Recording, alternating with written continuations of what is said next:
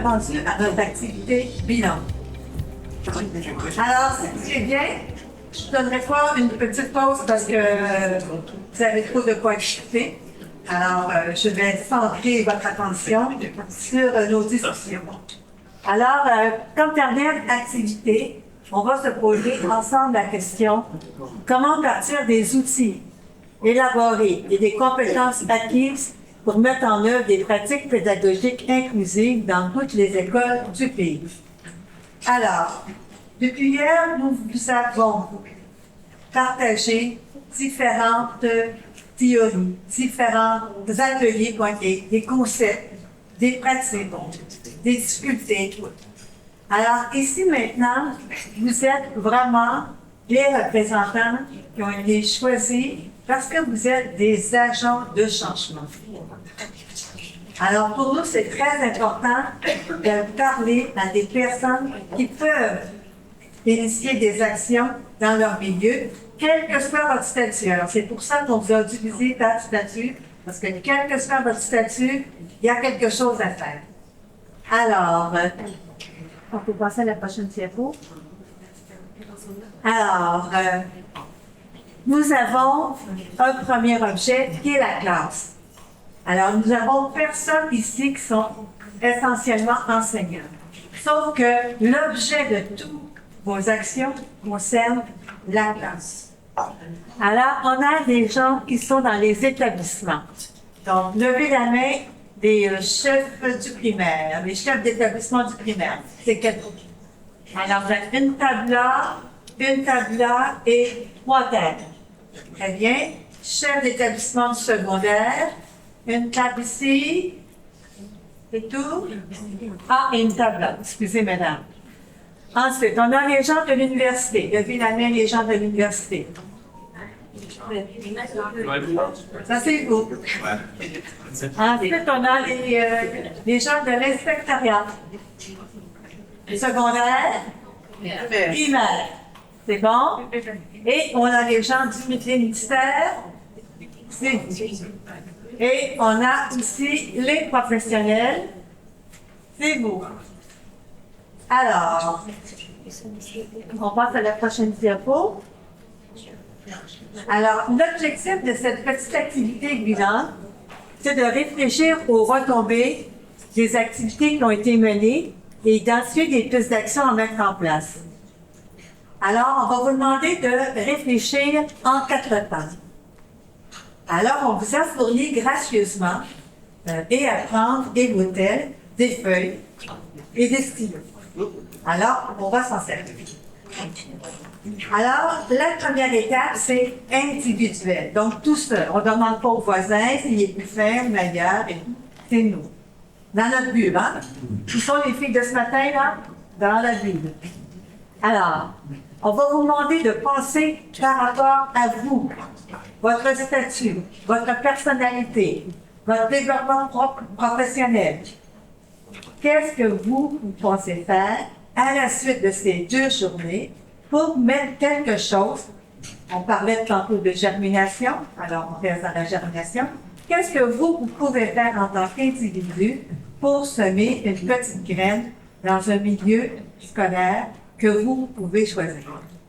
Si vous êtes à l'université, qu'est-ce que vous pouvez faire à l'université? Si vous êtes au primaire, qu'est-ce que vous pouvez faire dans vos classes primaires? Si vous faites à l'inspectorat, qu'est-ce que vous pouvez faire dans les zones avec lesquelles vous travaillez? Donc, par rapport à votre environnement de travail, qu'est-ce que vous pouvez faire? Donc, on vous demande dans un premier temps de réfléchir et les petites feuilles et les stylos, c'est pour écrire vos idées. Toutes les idées sont bonnes. On ne fera pas aucune rature. Toutes les idées sont bonnes. Et c'est pas quantitatif. Donc, on ne calculera pas le nombre d'idées que vous avez. Vous pouvez avoir juste 2 idées, mais qu'elles soient très riches. Donc, il n'y a pas de nombre, il n'y a pas de contrainte, je vais vous marquer aussi. Donc, on va vous laisser, vous savez, hein, je suis là, reste du temps. Alors, je vais vous laisser 5 minutes pour réfléchir à ça. Ensuite, on ne commence pas tout de suite. Je vais donner les autres consignes. Quand vous allez avoir terminé, on va pouvoir passer à l'étape 2. Pairer. Pairer, ça vient du mot pair. Donc, avec un pair.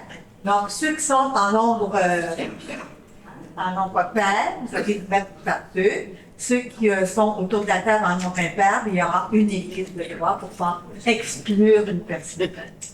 Et là, vous allez partager avec cette personne-là vos idées. Donc, une petite bulle à deux. Voilà. Dans un troisième temps, vous allez partager en groupe famille, donc partage. Pour le groupe de tâche, je vais avoir besoin d'un ou d'une secrétaire.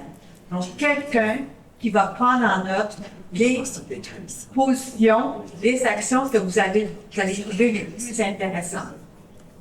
Peut-être entre 3 et 5. Donc, vous allez avoir à donner un secrétaire. Et finalement, pour la dernière partie, rendre compte, là, vous allez devoir nommer un porte-parole qui va nous rendre compte de vos actions. Vous avez à chacune des tables votre petit feuillet. À la fin de l'activité, je veux que la secrétaire ou le secrétaire me remette sa fiche avec les 3-5 priorités, avec votre feuillet. D'accord? Donc, je vais savoir si c'est votre... Vous n'avez pas besoin d'écrire vos noms. C'est anonyme. Est-ce qu'il y a des questions sur la procédure? Alors, on est prêt? Alors, c'est parti. On a 5 minutes pour réfléchir à qu'est-ce que moi je peux faire demain dans mon monde. Ça peut être pour l'ensemble des activités. Ce sont vos idées, vous, qu'est-ce que vous pouvez faire par rapport à l'inclusion demain dans votre milieu. Alors, si vous voulez bien, donc on avait demandé que vous nommiez un porte-parole, sinon il y a quelqu'un qui va se porter volontaire. Et je vais laisser à Émilie la gestion de cette partie de l'activité. Et je reviens à la fin.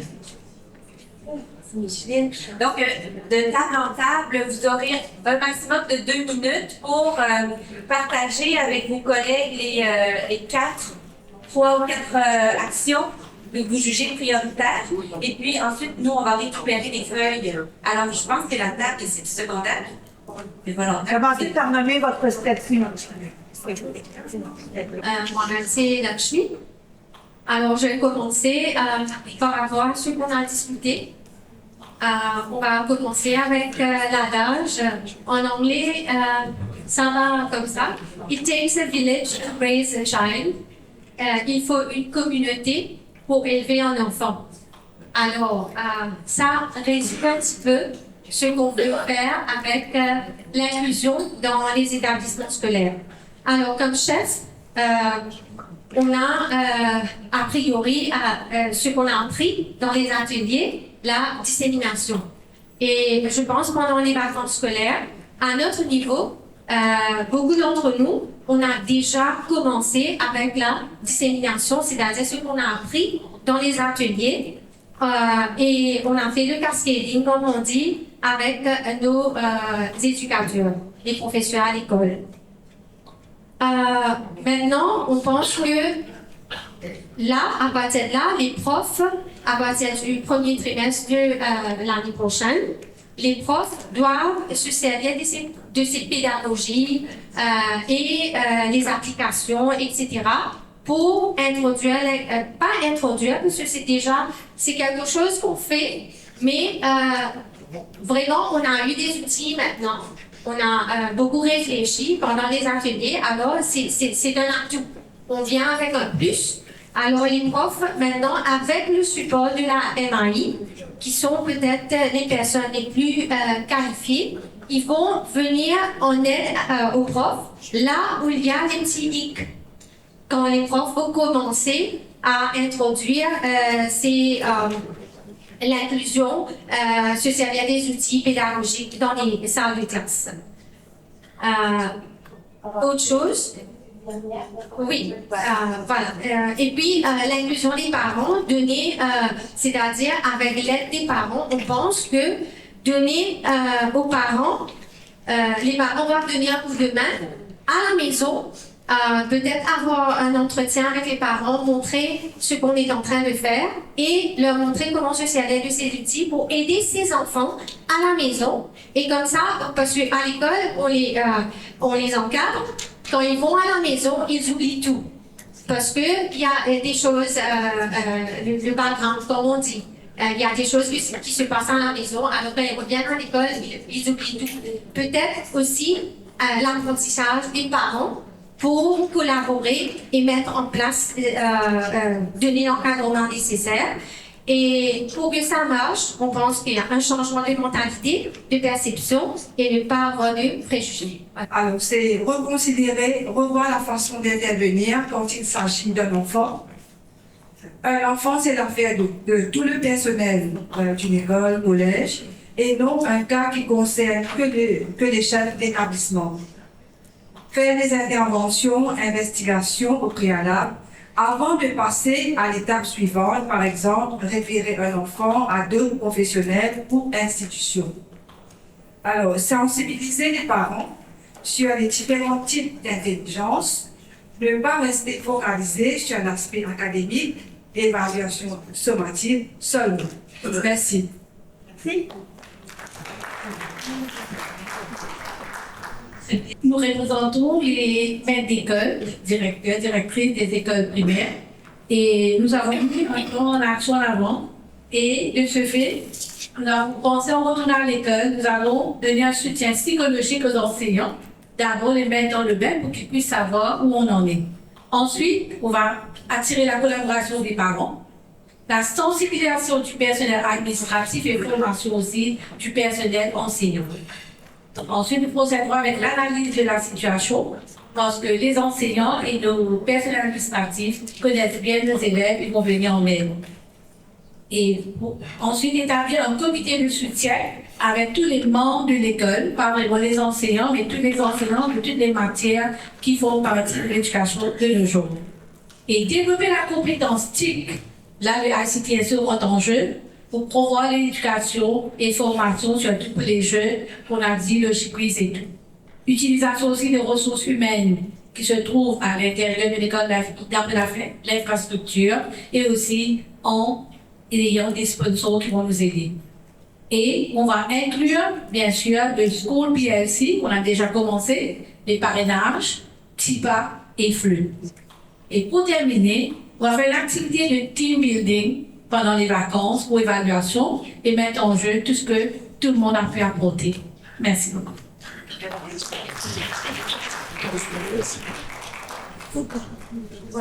Alors, à notre table, il y a le chef d'établissement niveau secondaire. Alors, au tout début, on a pensé à un partage au niveau de l'équipe de la direction, du management team, pour que nous soyons on board. Parce que, bien sûr, les décisions prises et tout vont influer sur l'école. Donc, les chefs de département ensuite et les enseignants, de façon à mettre tout le monde en board. Qu'on comprenne bien l'idée derrière, l'inclusion, etc.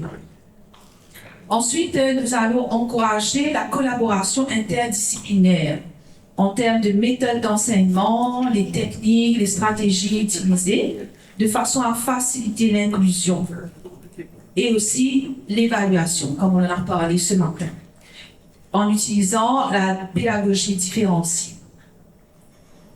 On parle d'inclure les enfants. Nous avons pensé que pour pouvoir le faire, il faut d'abord pouvoir identifier tout ce qui pourrait exclure. Quand on les aura identifiés, à ce moment-là, c'est plus facile de pouvoir les contrer et mettre en action les choses et mettre sur les structures pour pouvoir pallier à tout ça. Donc, par exemple, la pauvreté, on a vu les différents styles d'apprentissage, on parle de multiple intelligence. Et donc, mettre en place des structures et adopter des techniques appropriées pour pallier à tout ça. Pour essayer au mieux d'inclure, de pratiquer l'éducation inclusive. Donc, par exemple, on a les CNET, exposition des travaux des enfants aussi pour valoriser leur travail. Je prends un exemple, les travaux de dessin. Ça peut être que c'est pas d'un très bon niveau, mais le simple fait de voir, l'enfant se dit de voir mon travail là sur le mur, mais ça leur donne vraiment un sentiment ils sont très fiers de leur travail, ça va les motiver à s'améliorer.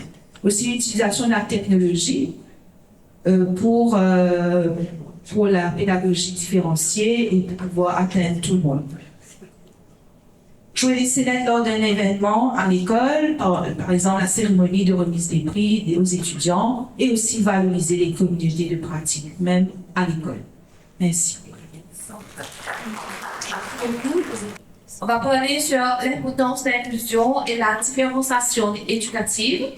On va aussi parler sur l'usage pédagogique de TIC, notamment logiciel, exemple Logibase pour l'apprentissage et évaluation. On va parler sur la situation d'apprentissage et évaluation, le SAE, évaluation pour l'apprentissage. On va aussi former des comités pour l'implémentation, comme le comité pédagogique qui existe déjà à l'école, pour discuter des nouvelles méthodes pour l'implémentation. On va prendre des experts pour l'implémentation et entraîner les enseignants. Le chef d'établissement va faire la supervision du travail.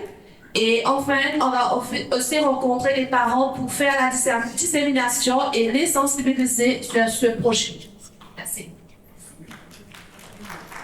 La dissémination, c'est très important. Tout d'abord, suite à cette activité, on va faire la dissémination des informations sur la philosophie d'apprendre parmi les inspecteurs en inspectorat, sur l'inclusion et l'unicité dans les écoles primaires, l'innovation pédagogique, l'évaluation. Tout d'abord, faire la dissémination parmi les inspecteurs pendant la réunion hebdomadaire, puis parmi les chefs d'établissement parmi les réunions de maître d'école, et après parmi les enseignants pendant leur communauté de pratique. On va ensuite établir un plan de travail pour les inspecteurs avec une grille d'observation contenant les critères des pratiques d'enseignement et d'apprentissage inclusif et s'assurer que l'implémentation est en train de se faire dans les écoles après les feedbacks des inspecteurs que nous aurons. On va élargir le réseautage, le networking dans les écoles primaires parmi les différents acteurs, les chefs d'établissement, la communauté, parents, suite à les réunions, l'enseignant, les psychologues et travailleurs sociaux, ainsi que d'autres partenaires de l'éducation pour encadrer les enfants qui ont d'autres besoins, tels que les besoins psychologiques, difficultés d'apprentissage et les problèmes sociaux. Merci. Alors, nous, c'est le groupe de la MIE et notre intervention est surtout axée sur l'apprentissage et l'enseignement et les acquis des compétences. Et notre but, c'est que ces formations qu'on offre soient cohérentes et touchent à l'uniformité. Alors, nous avons trois parties très distinctes. La première est l'accumulation des compétences professionnelles. Comme vous le savez, nous offrons des cours comme le PGCE où nous avons des diplômes. Mais quand les profs ont été gradués, et ça c'est après des années qu'on va les retrouver. Alors pour nous, c'est surtout avoir cette connexion continue avec les professeurs à partir de ces développements professionnels. Et bien souvent, on s'attend aussi que les écoles viennent exprimer leurs intérêts, de leurs besoins. Et nous, on peut customize, comme on dit, des formations, des workshops, des ateliers, des séminaires qui vont aider ces professeurs, ces écoles. Alors, ça peut toucher à l'évaluation, comportement des élèves, comportement de classe, l'indiscipline, parmi tant d'autres. Et puis, bien sûr, et pour renforcer les liens avec les écoles, on a ce qu'on appelle les outreach. Et par exemple, nous avons quelques identiques qu'on est en train de faire au niveau du PGCE. Et il y a aussi des modules qui ont été développés et prêts à être lancés comme des standalone modules. On a un module des enfants à risque, décrochage scolaire, éducation parentale, aussi que pratique adaptée au développement. Alors là, nous avons des personnes qui ont des formations très spécifiques dans le curriculum, des sociologues, des psychologues, ainsi que des andragogues qui peuvent aider les écoles à éventuellement identifier les problèmes, collaborer et venir faire avec des projets propres à eux. Et ces projets-là peuvent être répercutés en tant que des projets de recherche. Le dernier point, et on peut aussi aider les écoles, les profs et les formateurs à utiliser et à former des outils à travers des ateliers de compétences. C'est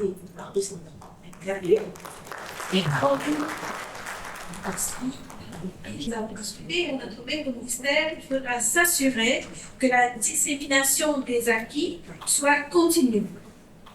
Il fallait promouvoir la formation qui évolue avec les exigences sociales, environnementales, une formation également continue. Au ministère, on a songé aussi qu'il fallait accompagner les enseignants dans leur démarche pédagogique pour innover dans le cadre de l'évaluation, soutenir les efforts, qu'ils soient minimes, afin que cela puisse se faire en place. Nous avons aussi un grand besoin de soutenir la redynamisation des communautés de pratique. Merci.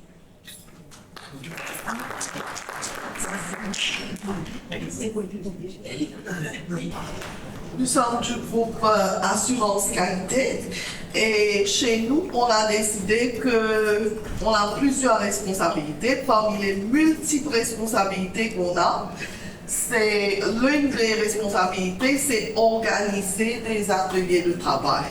Alors, on a dit que dorénavant, on va essayer de mettre beaucoup plus d'emphase, attacher beaucoup plus d'importance quand on va disséminer les informations et organiser la formation de nos débutants peut-être et aussi les autres enseignants et aussi nos chefs de département. Mettre beaucoup plus d'emphase sur comment gérer les classes avec des élèves qui ont des besoins éducatifs spéciaux. Et on va essayer de donner autant des informations concernant comment on peut collaborer ou travailler en collaboration avec des psychologues et d'autres instances qui sont là. Déjà, ils existent, mais peut-être on ne sait pas. Et comment le faire? Parce qu'on est souvent à l'école et on dit, OK, la personne est là, mais comment cette personne peut aider tout le monde qui est concerné? Comment faire mieux pour gérer des classes avec des élèves qui ont des besoins éducatifs spéciaux? Alors, revoir ce qu'on est en train de partager pendant les ateliers de travail qu'on organise. C'est très important. Deuxième chose, c'est encadrer nos profs un peu plus concernant les évaluations. Comment prendre ou bien donner encore une fois plus d'importance à l'auto-évaluation. C'est pas encore ancré dans notre culture, alors c'est à nous de les accompagner petit à petit. Ça va pas venir du jour au lendemain, mais essayer au moins de les encourager, de trouver du temps, de se donner la peine de prendre ce concept de auto-évaluation et essayer d'emmener les enfants à savoir c'est quoi, et ça va nous emmener peut-être à la fin vers quelque chose de concret concernant ce qu'on appelle independent learning ou autonomous learners, qui est aussi l'un de notre buts vers l'inclusivité. Et finalement, initier la création d'une plateforme pour communauté des pratiques que tout le monde a déjà mentionné, et on va essayer de joindre, d'apporter notre contribution à l'école, à toutes les écoles qu'on visite, pour faire de notre mieux que ça marche bien. Merci. Oui, bonjour tout le monde. Nous sommes ici chefs d'établissement des écoles primaires. Comme tout le monde a bien dit, on vient se rejoindre à vous pour dire que presque les mêmes choses qu'on a décidé, qu'on pense faire dans notre école, pour reprendre tout ce qu'on a dit ici. Bien sûr, formation des enseignants sera l'un de nos priorités, parce qu'il faut prendre tout le monde à bord, il faut les former, il faut les montrer comment on va encadrer, valoriser les enfants. Création de comités pédagogiques, comme on a dit, pour bien sûr valoriser les enfants. Il y a aussi l'aspect de responsabiliser les enfants, par exemple les inclure dans les activités visant à les rendre plus responsables à l'école, pour plus d'inclusivité.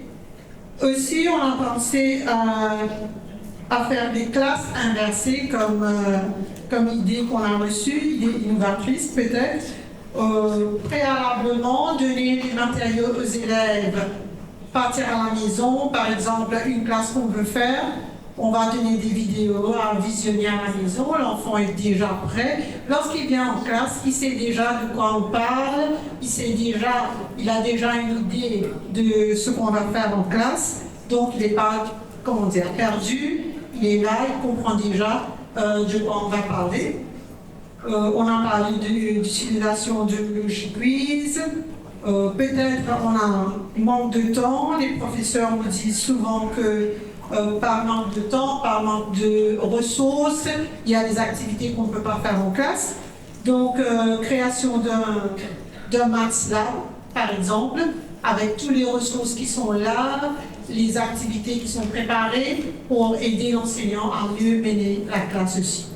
Un peu tout, de ce qu'on a pensé, et bien sûr, on vient se rejoindre d'autres personnes, des autres idées qu'on a déjà données aussi. Donc, un peu ça. Merci. Merci. Cet exercice, en fait, ce n'est pas nécessairement un exercice pour nous, pour compiler les feuilles, mais c'est vraiment un exercice pour vous, pour réfléchir à tout ce dont on a discuté dans les 2 dernières journées, repartir, se concerter. On a parlé de collaboration beaucoup.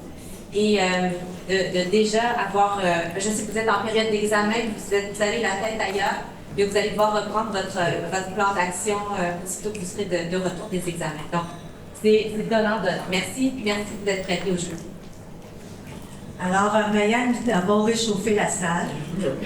Alors, tu as vu, tout le monde est ouvert à s'impliquer, à se mettre en action. Alors, il ne manque que ton mot pour donner la puissance nécessaire à la germination de toutes ces idées.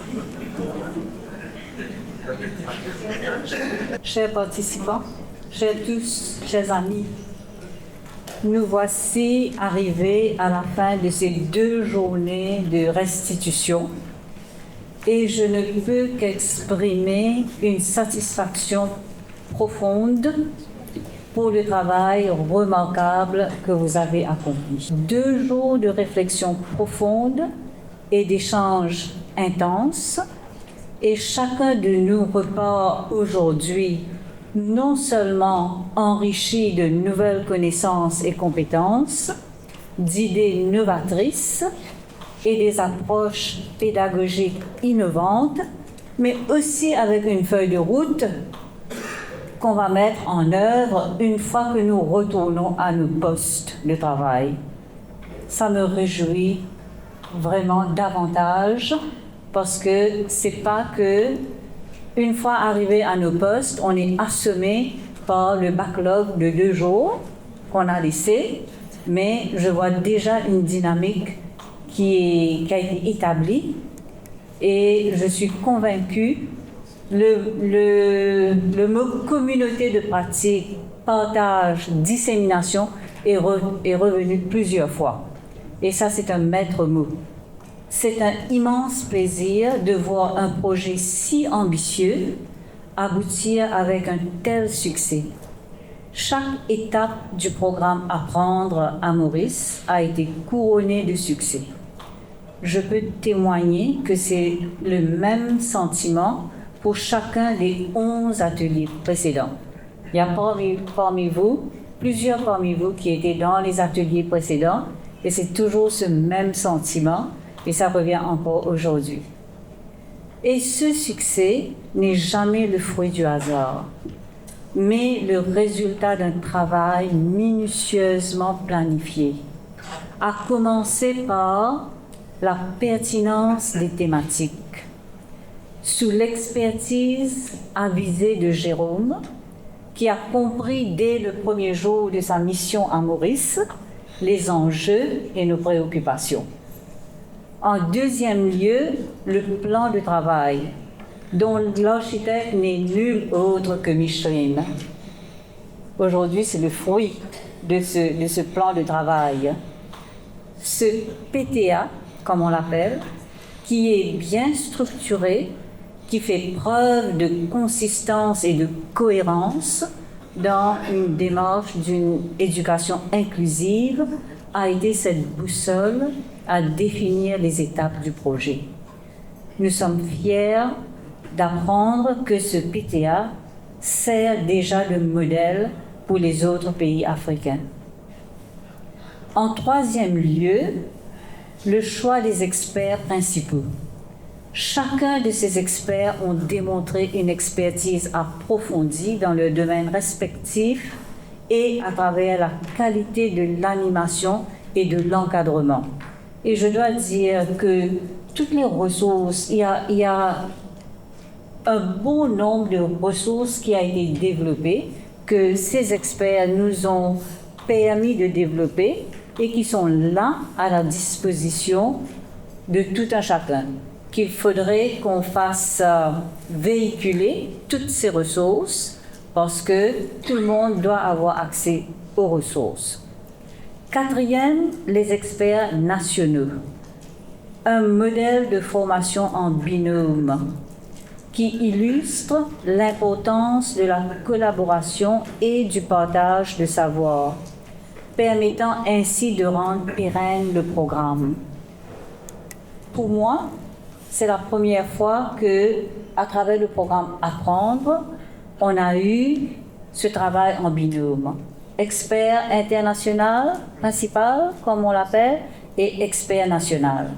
Et ça, je vois, c'est un modèle qui est fort louable, qui a marché, qui a fait ses preuves.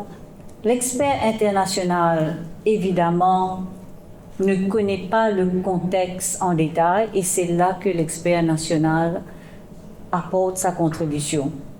Et aussi, je me souviens que l'ambition, l'objectif du programme Apprendre est de voir que des experts nationaux. N'est-ce pas, Jérôme? Jérôme disait que moi, je veux voir dans les pays à mettre en œuvre ce programme avec les experts nationaux. On n'aura pas besoin d'experts internationaux. Ils seront là, on va les consulter, on va travailler avec eux, mais ça viendra. En dernier, vous les participants. Mais également par la qualité des interactions et de l'implication de chacun, votre présence, votre engagement, votre professionnalisme et cette volonté de chacun de donner le meilleur de soi-même qui a fait toute la différence. L'objectif du programme Apprendre ne s'arrête pas à la formation des formateurs, mais de créer cet effet multiplicateur qui atteindra directement les enseignants et par conséquent les élèves qu'ils encadrent. Et là, le dernier exercice que nous venons de faire, donc je suis rassurée que nous sommes en bonne voie. Le ministère avec les experts nationaux, on a déjà commencé ce processus de partage des acquis de compétences développées lors des 11 ateliers, mais il y a encore du chemin à parcourir. Et je dois dire, beaucoup parmi vous, que je reconnais ici dans cette salle, ont été des personnes ressources. Je vous ai vu à l'œuvre. D'ailleurs, ces 2 derniers jours, on vous a vu à l'œuvre. Et nous sommes heureux de voir émerger de véritables champions à cultiver cet écosystème dynamique de communauté d'apprentissage, un mécanisme sur lequel nous misons pour transformer le développement professionnel des enseignants.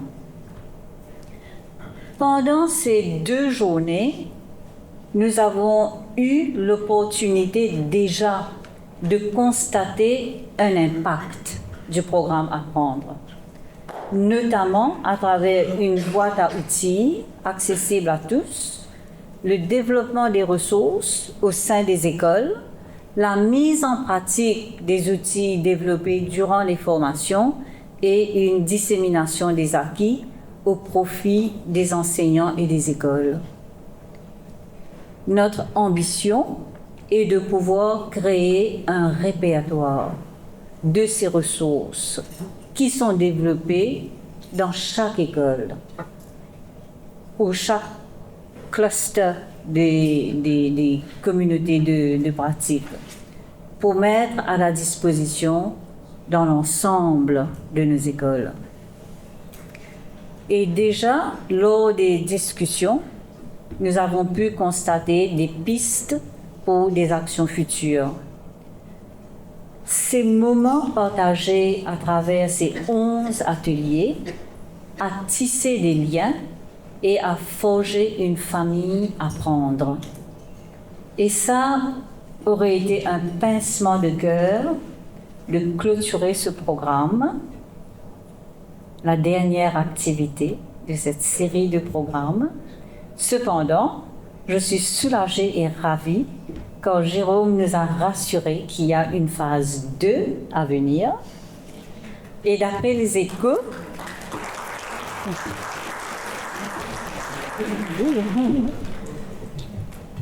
vous êtes condamné. Et d'après les échos, je dirais bien que cela a été bien intériorisé. Donc, il y a des attentes. C'est réciproque. Merci. Et de là, les discussions vont se poursuivre pour venir avec une feuille de route pour la phase 2. Donc, ce n'est pas un au revoir, mais plutôt un continuer ensemble et la possibilité de mener nos actions à fruition. En conclusion, je voudrais remercier tous ceux qui ont œuvré à la réussite du programme Apprendre à Maurice, à commencer par l'AUF, le conseil scientifique et le vivier d'experts qui est derrière ce programme. Peut-être que vous n'imaginez pas que ce programme qui est là, mais il y a un très grand nombre impressionnant d'experts qui travaillent sur le programme Apprendre. Je remercie particulièrement Jérôme et Micheline.